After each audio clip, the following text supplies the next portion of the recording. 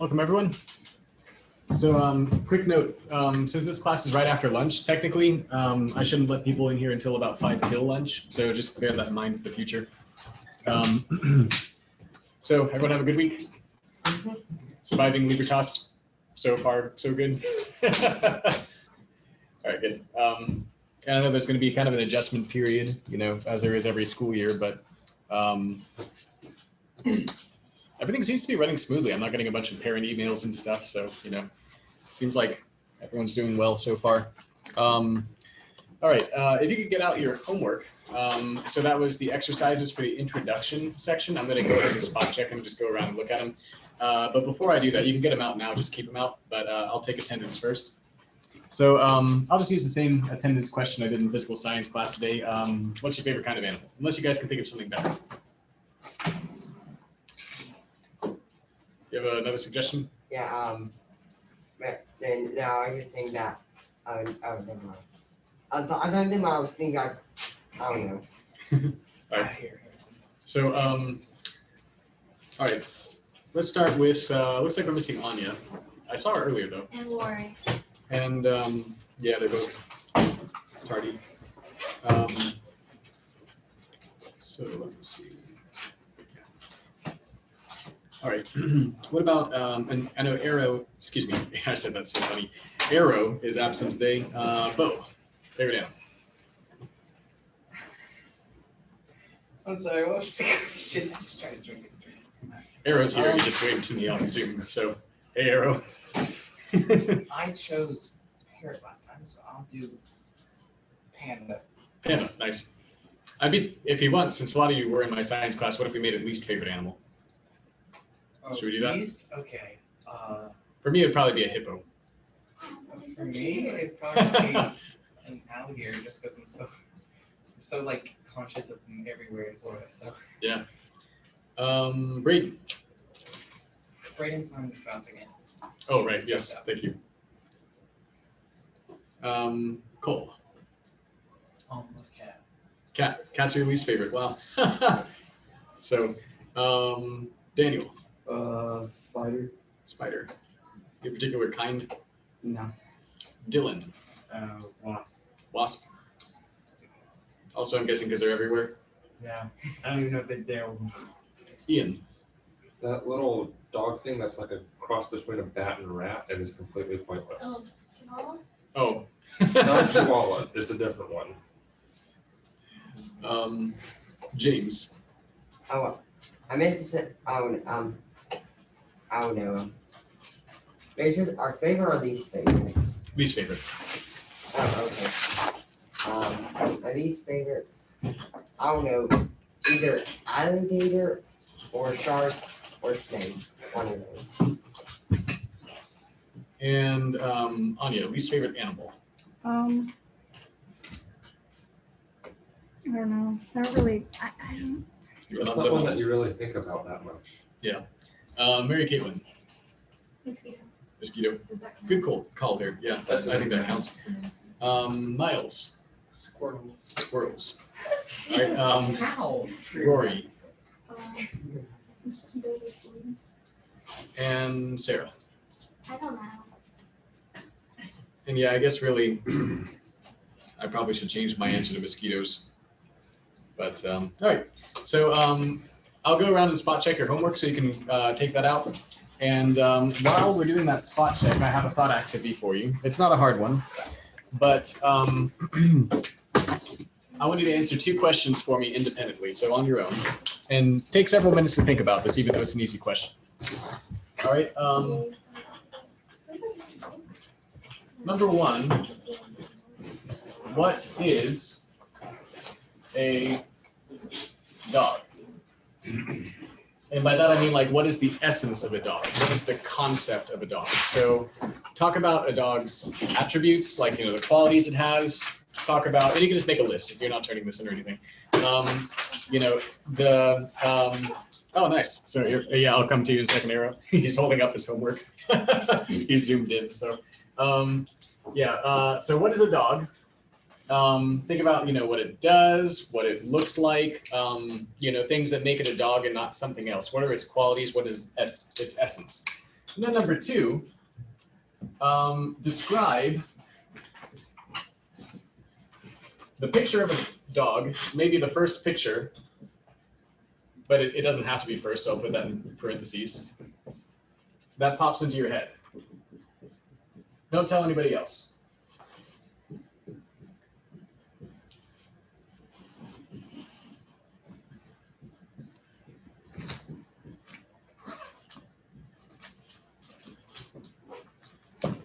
All right, take a few minutes. I'm going to go around spot check your work while I do that, or while you do that. All right, I'll start with you, Arrow. If you could show me each of the pages, and I'll just say okay once I see each page. Okay, go down like that. Like hold it up a little higher. Lift. Yeah, raise it up. All right, looks pretty good. Next page.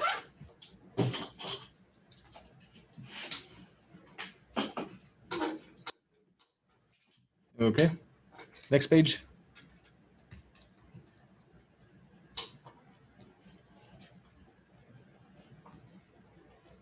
Or was that it? That Oh, may have been sorry. all 4. Sorry, Let me that was look at it. my book real quick. That was it, yeah.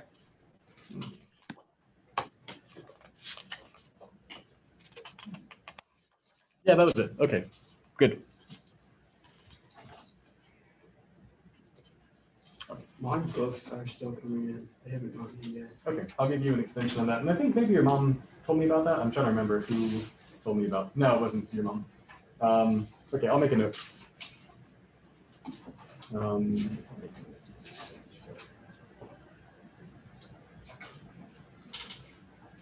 So next time, if you show me both of them, all right, Miles.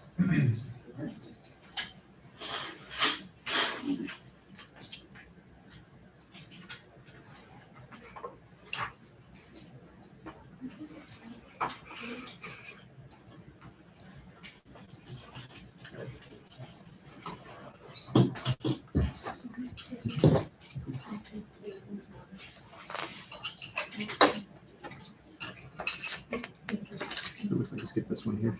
I think there were a few I didn't get to. Sure. Most of them, or like all of them.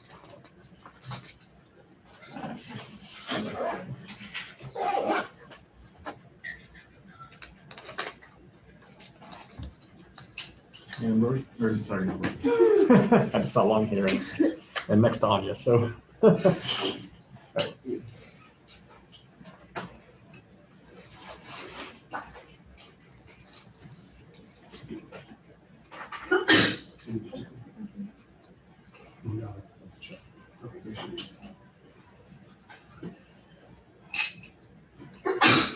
Okay.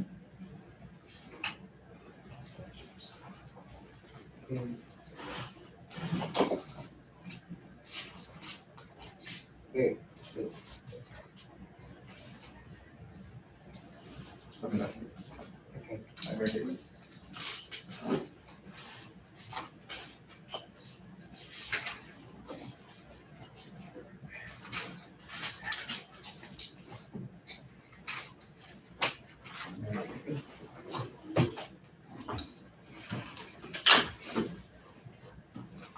It's like combined with probably. I think it's an old version.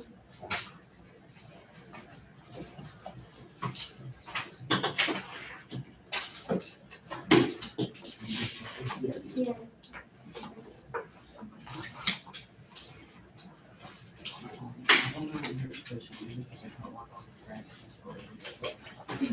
So you need to talk to, but you can now, right?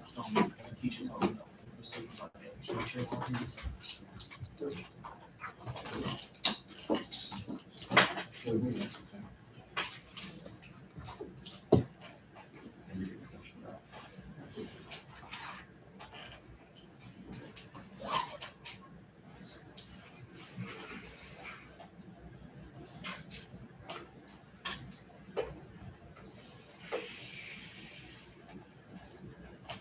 Just fires up.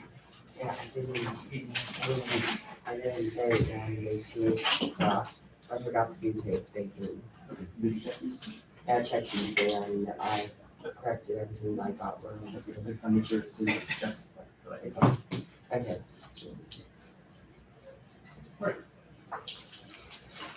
So, you guys have had ample time to do number 1 and 2. Questions 1 and 2 on the board. So let's kind of get a list of your answers. Starting with number 1, what is a dog? So I'll just get one answer from everybody. And yes, Furball. furball. Okay, great. Sure. I'll just say furry. Yes. I thought we were going to describe it as what it looks like. Yeah, both. Both. That's part of it. So, I didn't so what's one of your answers for that? know. I thought it had 4 legs. Okay, yeah, that's good. Depends, really. So that would be part of, the essence of a dog. So 4 legs, It's a mammal. mammal, very good. Yep. And by the way, I forgot to introduce, this is Kate. She's shadowing today. So everyone say hi, Kate. Welcome. Hi, Kate. Thank you. All right. Mammal. All right. Yes. Omnivore. Very good. Yeah. And I think they're more supposed to be carnivores, but in practice, especially our dogs are probably more omnivores. Yeah. Wolf-like or rat-like, sort of. Oh, what? Wolf-like and Oh. rat-like. It can be served rat-like, like the smaller one. Yeah. So wolf-like. I'll say parentheses rat-like. I probably need like a hyphen for at least that one. But what else? Cool. It has a lot of energy. Yeah, energetic. That's good. What else? Ian. Companionable when tamed, savage when not. Good. Yeah. So can be tamed. I'll just say that. But otherwise, definitely savage. Yeah. Charismatic. Charismatic. That's good. Likable. All right. One last. Miles. Barking. Okay, that's good. So yeah, one thing that we should definitely put in is like, some of the function of the dog, like, what does it actually do? It can bark, Hunting. it can hunt. They can have joints. Yep. So I'll say intelligent. That's another part of it. Can have jobs. All right, this is good. Now, next, let's do the picture of the dog. And so what are some things, like some attributes that you described in the picture? Like, did anybody do the color of the dog? Oh, okay, yeah, so let's do that. Let's do, first of all, breed. So tell me about the breed of your dog, the size of the dog, the color of the dog. Let's do dogs one. that we have. What's that? This for dogs that we have. This is just for the picture of the dog that came to your mind. So the first picture that came to your mind, preferably first picture. Yes. The first picture that came to my mind was my dog. Uh-huh. She's an American Water Spaniel. So she would be Breed. American Water Spaniel. And so she's dark brown. I actually know your dog, so she's a wonderful color, actually. It's just very rich, chocolatey. And let's say type of fur. That'll be another one that could be, Curly. yeah, so curly, kind of long. And she's small, maybe 20 pounds? Probably less than that. All right, someone else give me yours. Cool. My old dog, which was a pit bull, Mhm. it was brown with black spots. I probably like 75 pounds probably, Mhm. and I don't remember what its hair was because I had it when I was like almost 30. I could be doing ear length. That would be another interesting one. Or type. So I'm guessing the pit bull had short ears. Okay. And also we could do like, whether they stand up or length/variety. So yeah, Mary Caitlin's dog would have long floppy ears. No, I miss my dog. All right, let's do just one other. Yeah, both. Breed is a lab. Size, is that like how much it weighs? Yeah, 95. I had a chocolate lab who ended up about 145 pounds when he was fat, but about 125 when he was lean. Color is this cool thing called fox red. Oh, wow. For a lab, that's really cool. Yeah. Yeah. Fur. I want to say, like, is that like length or like type? Either. But It's shorter but soft. I think. Ear type. Medium. Medium-sized ears, but very soft. and I'll say like floppy, Yeah. not like pointed upward. I have a kind of unique dog. So you can list yours. I'm just not gonna write it. If you're... It makes you feel good. You still have Athena or a different one? Yeah, I do, but I also have Cleo, who's a really small, chunky dog, and I think she's part Min Pin, so she's got like the brown, white, and black, and then she has really pointed up ears, Interesting. and with a really long snout. She's kind of ugly. All right, so here's my big question from all of this. Is it possible for two people to have the same concept of a dog in their mind, but have a different picture of a dog in their mind? Yeah. Yes. All right, so you could have two people who say a dog is furry, has 4 legs, a mammal, omnivore, charismatic, etc. But one of them might see, you know, a 75-pound pit bull with brown fur and black spots and it's short eared, and another person might see a lab that's 95 pounds, fox red fur, and floppy medium length ears. So we can both, you can have the same basically concept of a dog, but different pictures in your mind, right? Now, here's another question before we dive into the material. Is it possible that you would have a picture of a dog at all in your mind if you had never seen one? And let's just say this. Let's say that you were born blind and have never seen anything. Would you have a picture of a dog in your mind, or if not, or if so, what would it be like? Yes.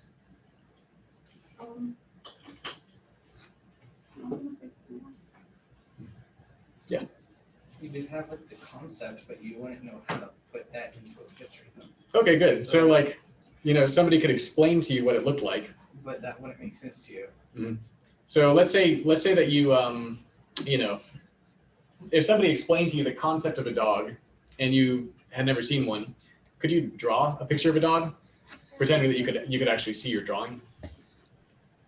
I mean, could you draw something with 4 legs and, you know, any of the other like physical attributes? But, you know, if you did, would it be very accurate? Probably not. Probably not. Yeah. Kind of a funny thing on that note. I certainly wasn't planning to show this, but so there was a really, really bad taxidermy lion that's actually famous because what happened was Did you say lion? yeah, lion. Not the fox. There were some explorers who they found like a mostly like decomposed lion, or it's just in bad shape. I'm not sure exactly. And they brought it back to a king in Europe, and they didn't know what a real lion looked like, so they had to just sort of like build it according to what they thought it looked like, having just seen like, you know, having basically retrieved like the hide and, you know, some other of the remains.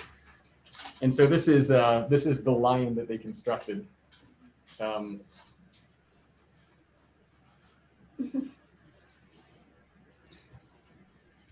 might pull up another picture too that has like a close-up of his face. Does that look much like a real lion to you? Yeah, he's kind of, and I like how he's like all majestic in his clothes, but he's not very formidable looking, especially if you've seen a real lion. Like, you know, if you haven't seen a real lion back then, maybe you would have been impressed by this, but you know, if you haven't seen a real lion, he's kind of a disappointment. Here's just his face. You're real close to that Yep. one. The heck? Like a shaved mine. What? Yeah. I can't tell it. I like how he's kind of got this weird sideways smile with his tongue hanging out. But yeah, so that would be kind of like if somebody gave you just a concept of something without actually you being able to see it. So what we're getting into today is in logic, it's really important to be able to differentiate between three things which are all related. Recap from last week, what are the three steps in creating an argument that they talk about? You want to just shout out? Yep. Simple apprehension. Simple apprehension, Judgment. judgment, Deductive inference. good, deductive inference. This, All right, so I'm gonna list I those. don't know. It was-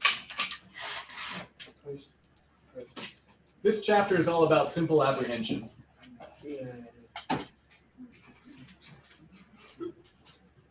Actually, you know what? I'm just going to do that. Simple apprehension, and then that corresponds to the verbal expression of a term. All right. So simple apprehension. There are three steps of simple apprehension. So step one is a sense perception.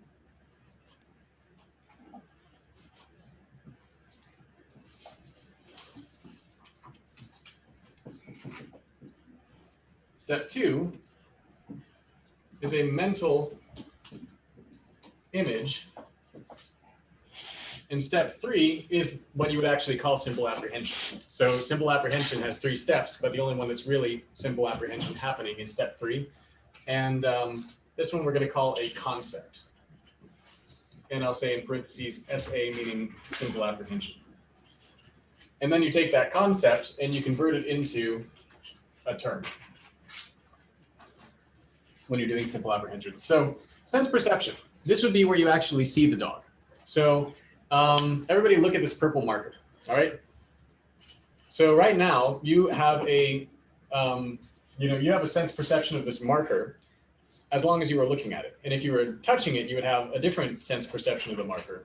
And if you were tasting it, you would have a different sense perception of the marker. But at the moment, you have a sense perception. Now you don't. Now you do. Now you don't.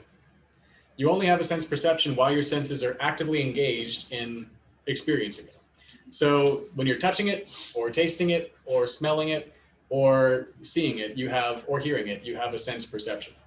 All right, so look at the marker again. And this time, well, actually, let's do this. I'll take something a little bit more complex. This is my face mask. Actually, Mary Caitlin's sister made it for me. So, and I'm gonna kind of like turn it around so you can kind of study it a little bit. So right now you have a sense perception of the face mask. And now I've gotten rid of it. Close your eyes. Do you still see the face mask? yeah. All right, tell me about the face mask that you see in your mind. Blue on the outside, green on the inside. Okay, blue on the outside, green on the inside. There's a Black black on ear strap. the white pattern. Okay, yeah, so there's like a black and blue, like kind of striped pattern. Grass. Yeah, the other side is more like of a camo grassy kind of a pattern. Somebody said something about the ear straps. Yeah, there's white ear straps. White ear straps, good. Tell me they're elastic. Yeah, elastic, very good. Okay, great. So, and yes, There's actually like some kind of disorder where I think my sister's fiance has it, Mhm. where you cannot, like, you can't imagine things in your head, like, Uh-huh. you can't picture things. I wonder if I have that actually. To some extent, I'm pretty bad at that. But that's interesting, yeah. Well, I've kind of thought about this. I don't know if this is like, well, never mind, I'll come back to this later. But anyway, when you're looking at something or in some way sensing it, you have a sense perception. The moment it's gone from your senses, you are no longer having a sense perception. And when you remember it or create an image of it in your mind, that's called a mental image.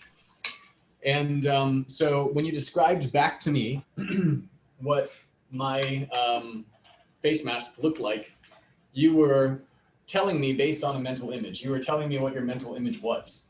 So yeah, It's kind of out of the subject we're in, but Yeah. when we write with a team, last Tuesday, Yeah. we had a team, and Yeah. we have to write a sentence like, all men are mortal and all that stuff. Yeah, syllogism. Are we gonna tell what we wrote? Oh yeah. Remind me at the end of class, okay? So at about like 1:50, I actually have a Oh, clock we're right there. supposed to write some more? Oh no. I just I forgot to share those or have you guys share that.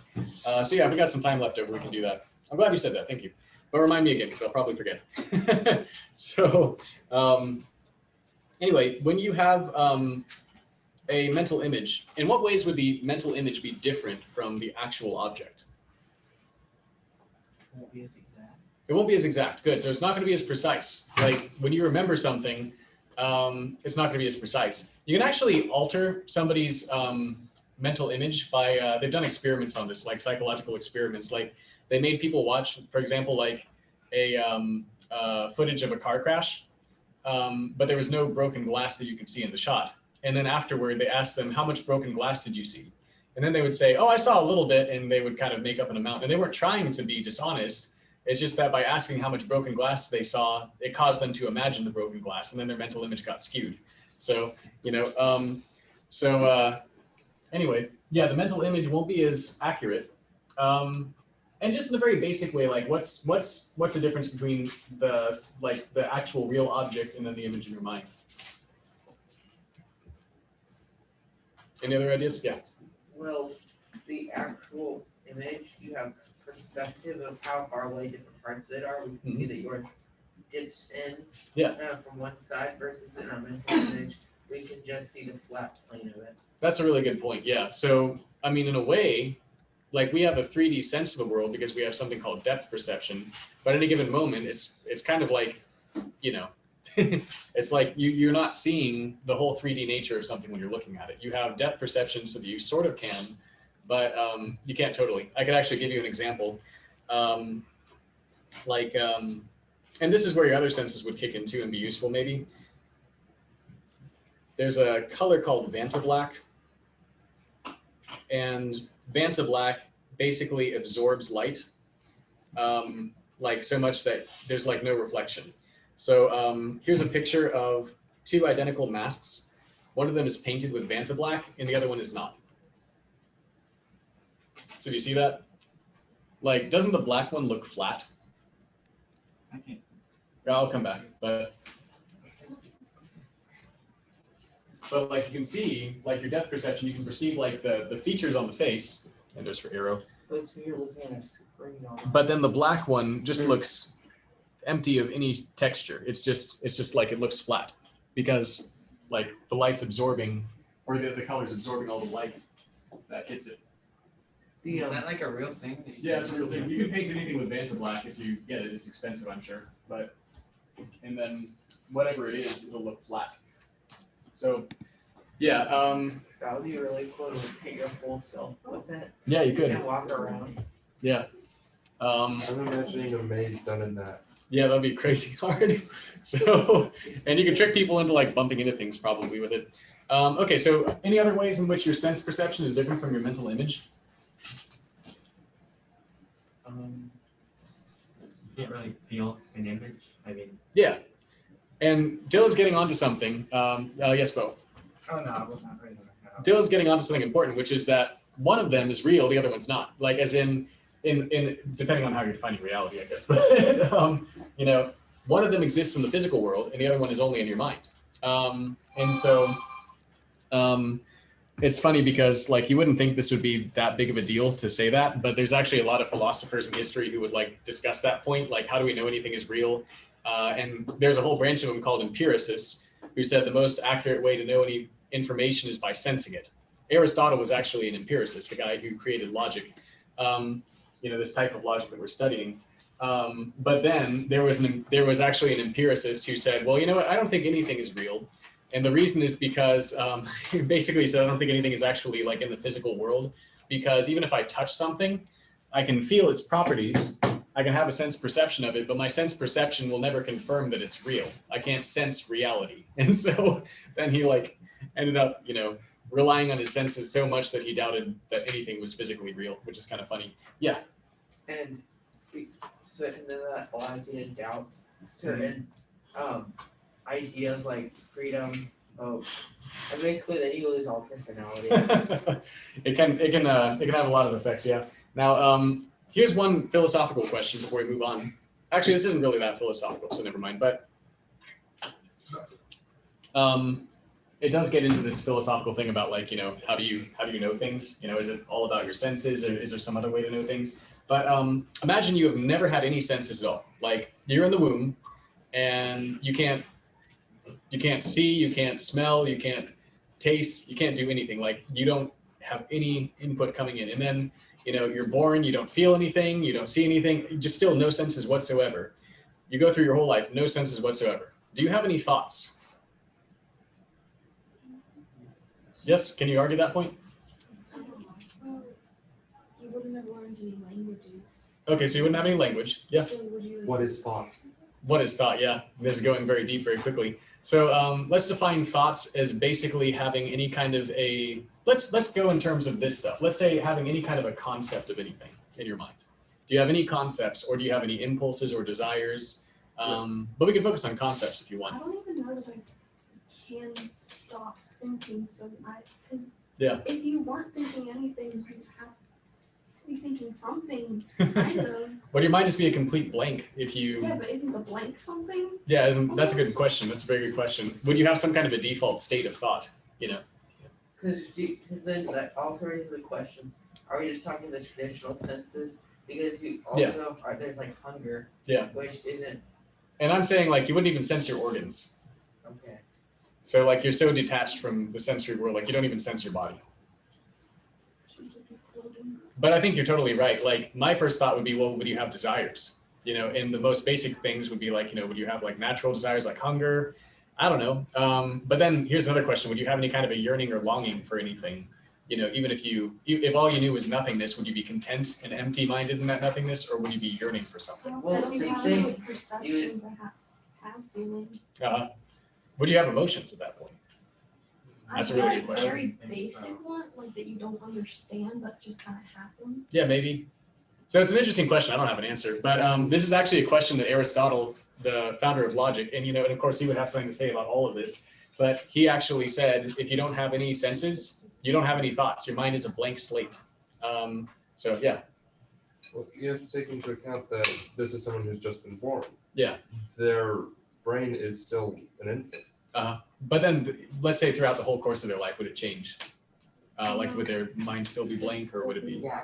So that's a really interesting question, isn't it? There is change. Wouldn't you be able to mentally sense those changes? That's a good question too. Yeah. And would you Especially be if able there was to? nothing else to sense? Yeah. Well, think about this. Could you in your mind come up with the concept of 1 and the concept of 2 or the concept of 3, and then could you create math in your mind or something like that? I don't know. Hard to think about this. Your brain. But there's a few reasons I'm asking this. One is just for fun, but another one is how hard is it to create a concept if you don't have any sense perceptions, and you can't create a mental image based on the sense perceptions?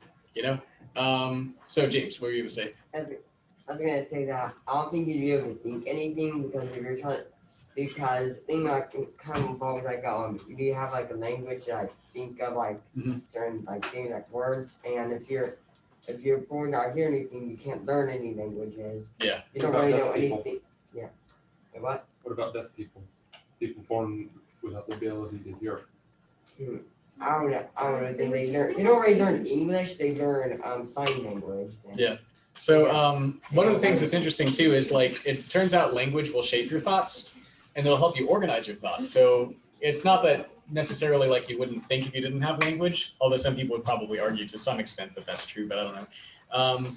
But one thing that's really fascinating is your language and the words you learn, and like it'll actually have a big effect on how you think. They've done some experiments with that, like There's a kid that they didn't teach blue to. Just blue. He saw the color blue, he saw the sky. They just never taught him the word blue. And after 10 or 12 years of that, I forget how long it was, he could not see the color blue. oh my gosh, so like he toned it out? Yeah. Wow, It simply wasn't there for him. that's crazy. You figure that happens to us if there's some like thing we've never seen. We just don't name Like it. a color. Well, here's another question. Can you invent in your mind can you create a mental image of a color you've never had a sense perception of? But Well, No, because you can mix other colors and you've seen that color just not put together. okay, yeah, so maybe you can take things you've experienced and then mix them together. Now, on the subject of language, I just want to say this real quick because it's interesting. So there's a tribe of people somewhere in the world that they don't have the words right and left. Instead, they have like north, south, east, and west, basically. And the result is everybody in this tribe is incredible at navigating because they, because they always have to know their bearings because this is not my right hand, this is my northeast hand. And, and then this will be my southwest hand unless I turn, and another experiment, like they took people who had, a lot of languages like Spanish, Latin, German, they'll have genders for the nouns and it doesn't really do very much in the language, but like, table might be feminine and bridge might be masculine or something like that. And they actually took pictures of a bridge and they tested this on people. One of them in their language, bridge was a masculine word. And then, or like some of the people, bridge was a masculine word in their language.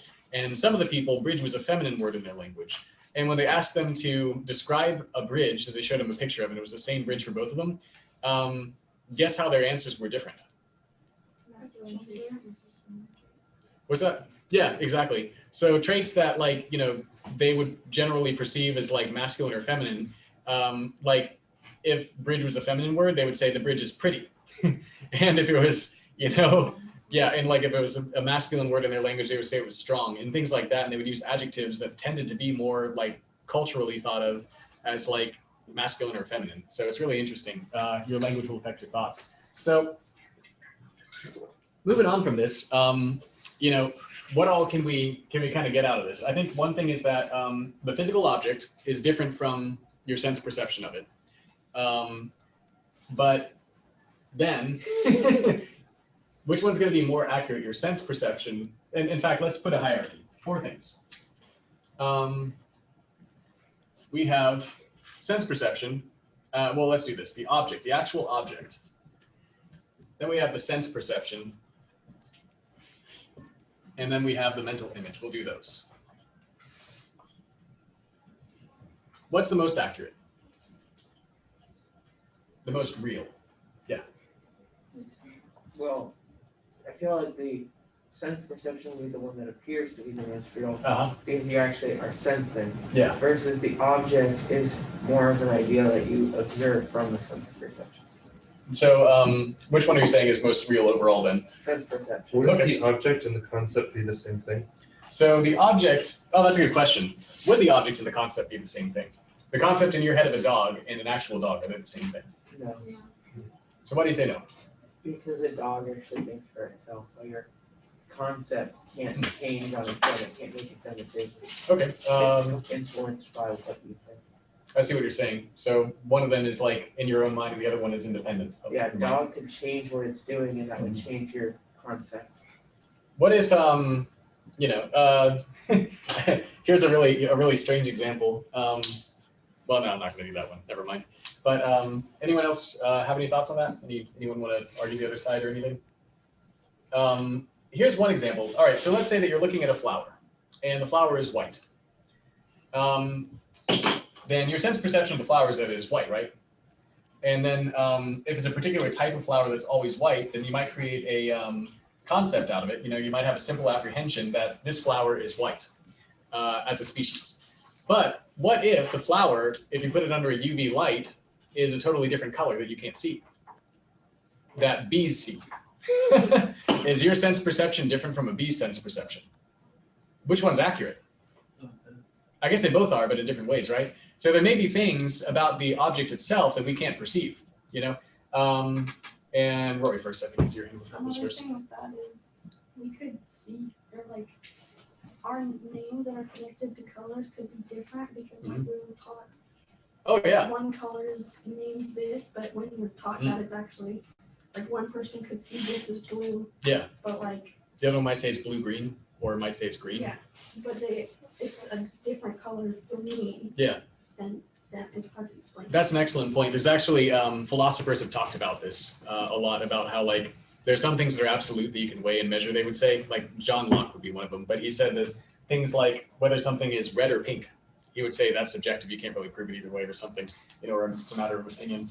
My son Isaac, he's constantly arguing with us about whether cars are blue or purple, and and so, but I mean, like, maybe your concept of blue is actually, it kind of like moves into the area of my concept of purple. Maybe something that I would call purple, you would call blue. So anyway, yeah, that's a really good point.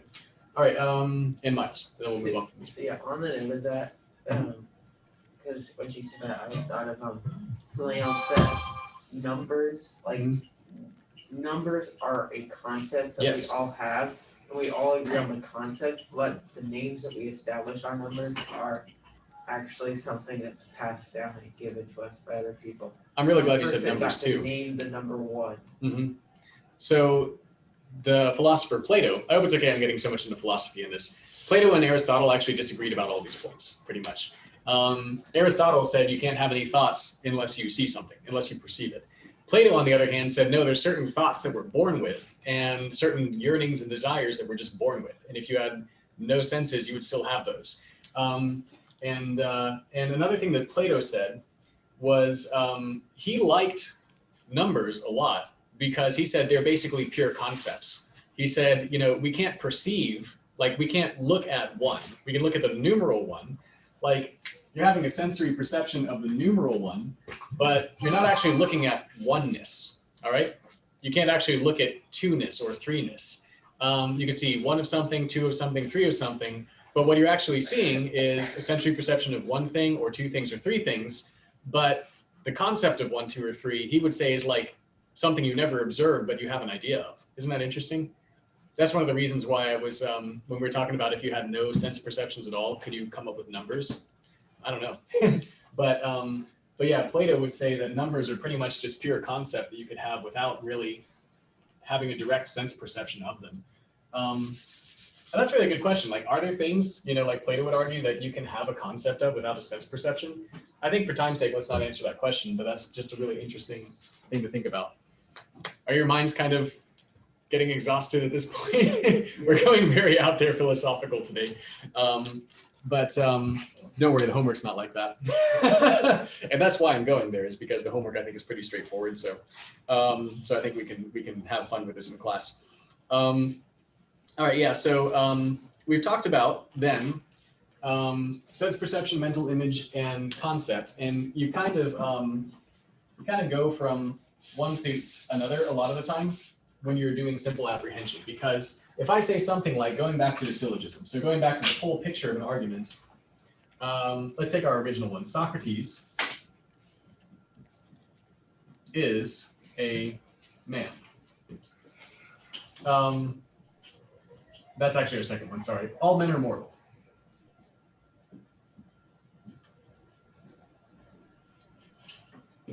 Socrates is a man.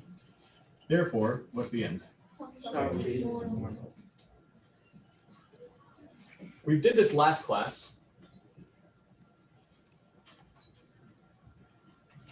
But what are the three terms in the syllogism? Yeah, cool. Yeah, you said man. Well, it's not man, men, because that's actually going to count as one. It's just single. Very good. Socrates is the next one. And I'm just going to draw a line between these two. Socrates and mortal. So, yeah, man, mortal, and Socrates. So in order to make the syllogism, you need to have a concept of man that you can express with the word man or men. So you're thinking of something in your head, which is the qualities, the attributes, the nature, the essence of a man or mankind, however you want to look at that. And then you're expressing it with the word man or men, if it's plural. And then you're thinking of, now, I guess with the sense perception of certain concepts, things are more conceptual, like mortality. I mean, I guess you can see something dead, you can see something alive. If you're like Plato, you might say you've never seen actually the concept of mortality. But anyway, like we're expressing a concept of mortal. And have you seen a mortal? Yeah, you've seen all kinds of things that are mortal. And so then you're thinking through like, okay, what's something I've seen that that is mortal? Maybe you have a mental image of that, although I don't because it's more abstract, I guess. But maybe you have an image of something dead. I don't know. And then you create a concept out of this, and you basically say, all right, I'm going to express it with the term mortal. And we can kind of do it backward too. We can look up the definition of something, which is sort of the concept, and then develop a picture out of that. But it's easier if you've actually seen something. And then Socrates. You got to have a picture of Socrates in your head, possibly, and some kind of an idea of what is the essence or nature of Socrates. So at minimum, everybody knows what about Socrates. Like, what's one thing that even if you know nothing about Socrates, you could have as your concept of Socrates? Yeah. Greek. Okay, he's a Greek person. Yeah. He's a man. He's a man. Good. Yeah. He's mortal. He's mortal. So if nothing else, you know that he's a man, right? And so it's not hard for you to make this second proposition. So yeah. And just for the sake of recap, what are the three propositions in here? All men are mortal. All men are mortal. Socrates is a man. Yeah, Socrates is mortal. Good. And then when you take all of three of them, including the therefore, it is all called a Syllogism. great. So we got three terms, three propositions, and one syllogism in total. All right, good. Now, let me see. There were a couple more questions I wanted to hit before wrapping this all up.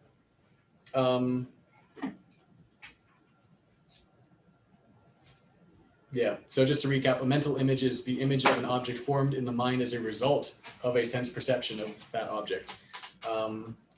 And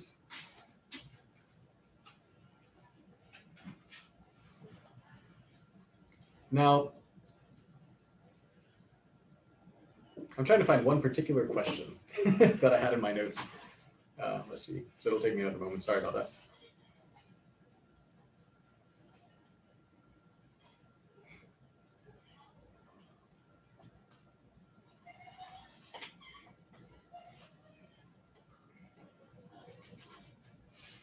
Okay, there's a term here. And then a clarification I need to point out. And then we will have covered pretty much everything. All right, so the term is abstraction.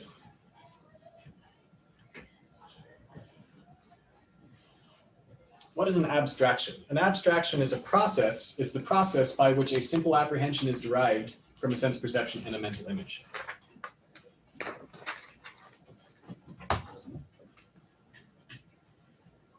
So the process by which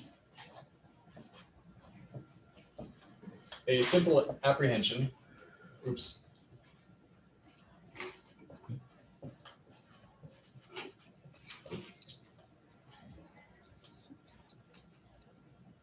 is derived from a sense perception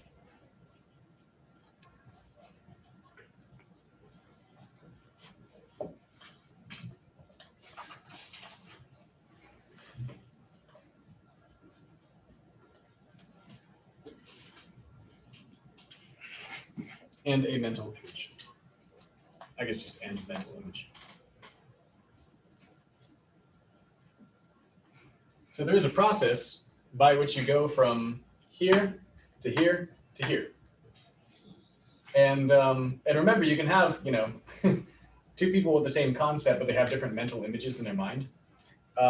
But if you have a good concept of something, like, here's a question. Would studying something with your senses help you to develop a better concept of it, a more accurate concept of it? Yes. Okay, yes. Do you want to elaborate, Ian? The more you know about it, the more of a concept there is. Yes. The more you know, which you're probably the only one who's old enough to know what I'm doing. But, yeah, so basically, like, if you were talking about dogs, let's say you have never learned about dogs, and all of a sudden this one dog shows up. Or actually, let's say, let's take the lion example. So let's say the only lion you've seen is that taxidermy lion, which isn't very accurate, right? So you would be able to go from a sense perception of the lion to a mental image of the lion. You can remember what that lion looked like, and how could you possibly forget? And then develop a concept of it. But is that going to be as accurate as if you saw lots of real living lions? Probably not. And actually, this is a funny thing, because I remember when I was a kid, and how many of you like remember when you were a kid what God looked like in your mind? Like, what was your mental image of God? What they showed, What's that? like the pictures that they showed of him. So like, was your mental image basically like the pictures from the books that you saw? Yeah. He was like long-haired dude. Yeah. Yeah. Yeah, cool. Mine was like a long white hair and a long white beard. Uh-huh. So like, not long, kind of shaggy, brown hair, and then like a full length like cloak on. This is like just jamming out in the ancient days. Yeah. It reminds me he was born in a southeastern country and would have that nationality. Yeah. Well, if you actually had that, that's amazing. You know, if he actually like looked like, you know, the way Jesus ethnically would have looked, then that's probably better than most of us. Yeah. I'm a cow. What's that? I pictured a cow with like a sun in it. Uh-huh. At first I thought you said a cow. Maybe if you were, well, anyway. But yeah, and I remember mine doesn't really make a lot of sense. He had like a long reddish brown robe and like a big reddish brown like sun hat. I have no idea why, but I'm sure it was a conglomeration of different like pictures from storybooks that may not have been pictures of him, but may have been pictures where they talk about him. And so it's like, you know, that would be an example of like not having a really accurate sense perception, but just having like, you know, just like, this will do, and but not having like a complete, you know, but basically like the more you censor something, like, you know, hopefully you're getting more information out of which to build better mental images and concepts. So anyway, Arrow has a question. It looks like, I guess I can unmute you, although I don't normally do that. What does it say at the bottom? Let's see. Of the thing. All right, say that again. What does it say at the bottom of the board? I can't see that. Okay, yeah. Abstraction is the process by which a simple apprehension is derived from a sense perception and mental image. Okay. But you'll find the definition of the book is just abstraction. All right, meeting you.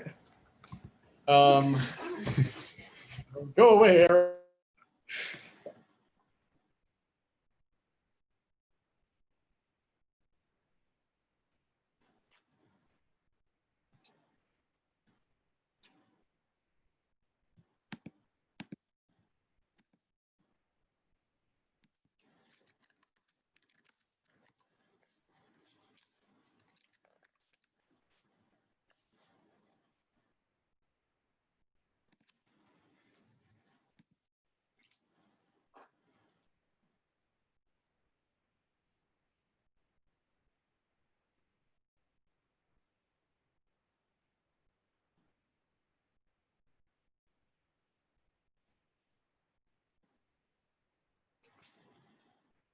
Hello? Can you hear me? Oh, no, okay.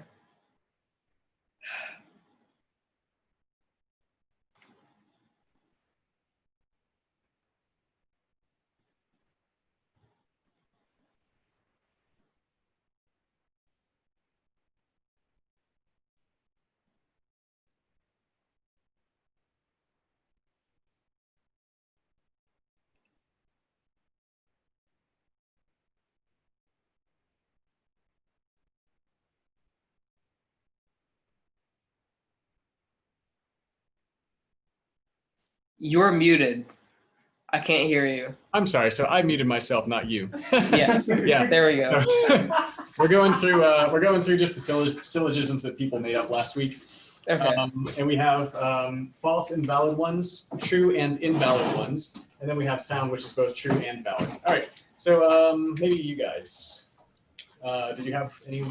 Yes. I don't know if you're sitting with your Wait, did partners. Arrow say he didn't have it? What's that? Did Arrow say he didn't have it? I don't think you did, but So this is false premises and valid argument. okay.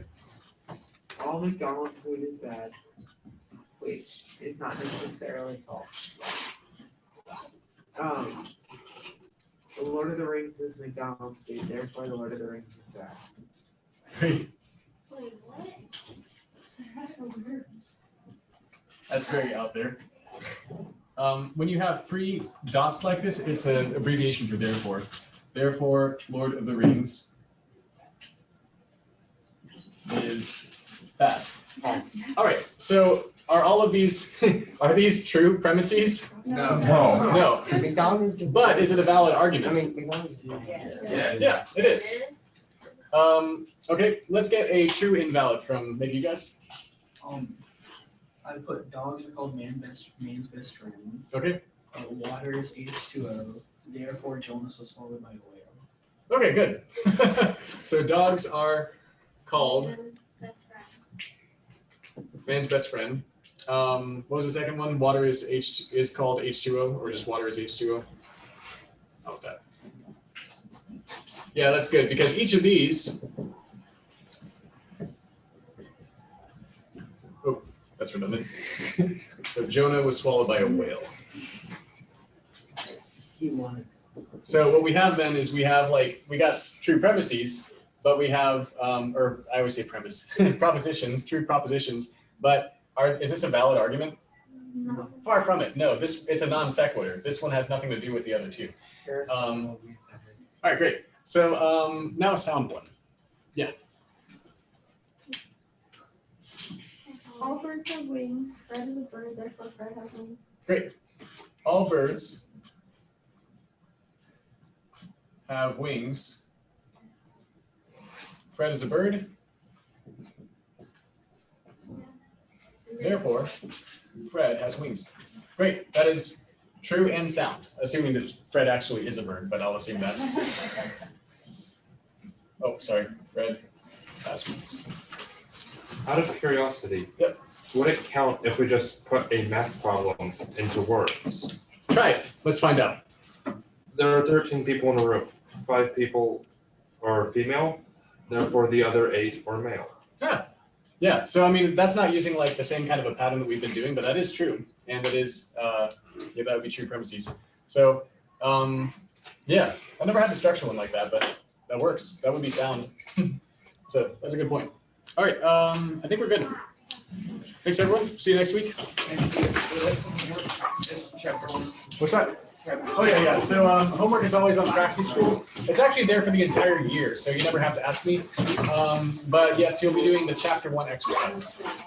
With only one exception, is just whatever chapter we went over in class, you do the homework for that chapter. All right. Bye, everyone.